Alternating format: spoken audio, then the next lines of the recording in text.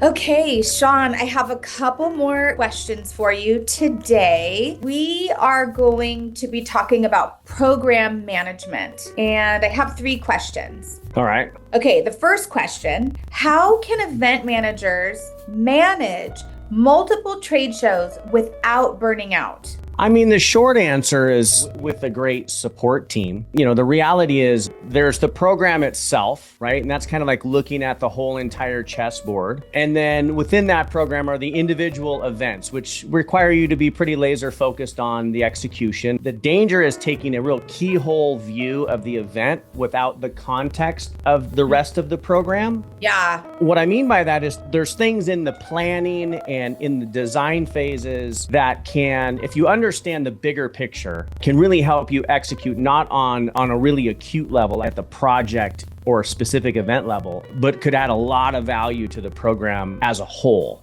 Yeah. And so on the supplier side, you just have to make sure that your account team is constructed in a way that fits the particular brand or client. These programs are different amongst all of the clients that we see, and I'm sure anybody else would see. I think the appropriate approach is to make sure that you understand the overall plan, that full chessboard view, so that you can be even more effective on that individual event or project. Yeah. Okay. And having the right account dynamics allow you to do that, whether that's multiple project managers, account managers. And then, of course, you want to do that in a way that the information flowing to the event manager feels really well organized, right? People on our side of the fence should not be here to create any more work for the event manager. They have enough fires that they're putting out on their side. So I think how the information flows to your partner, to and from your partner, is also something that people should be very thoughtful of. Okay, next question.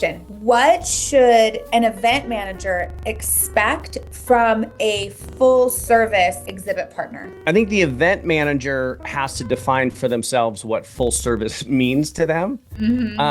Because there's going to be a variety of capabilities and services that companies like ours and others are building out. And some of those might be built out specifically for the client base that they have. We may also build out capabilities in anticipation of the needs that we see happening in the marketplace. And so I would imagine every supplier's got a sort of a variety of capability, which all together could present full service. There might be a bunch of things that a particular brand or event manager, they don't need, right? So everything feels full to them. Yeah. Because whatever it is that they want should feel full service, even if that's a fraction of what the supplier provides. Does that make sense? Yeah. Okay, cool. But it should feel full to them. Most importantly. I think so. Yeah. Okay. Last question. What happens when an exhibit strategy becomes a core part of an organization's growth plan, not just a marketing plan or a marketing expense? Well, hopefully it is a core strategy to an overall business plan, hopefully, as opposed to just, we go every year because we always go, rinse and repeat. And that's kind of an apathetic approach to take to something so powerful like live events where you're meeting your customers, prospects, media, investors, all these things. We learned that from COVID, that without that as part of the mix, businesses really struggle to connect with those people on a human level. So my hope would be that it is core. Now, what does that mean in terms of executing on that is I think you go back to the overall field of play chessboard analogy, right? Which is instead of us looking and focusing on one show without any context as to what's around it before, during,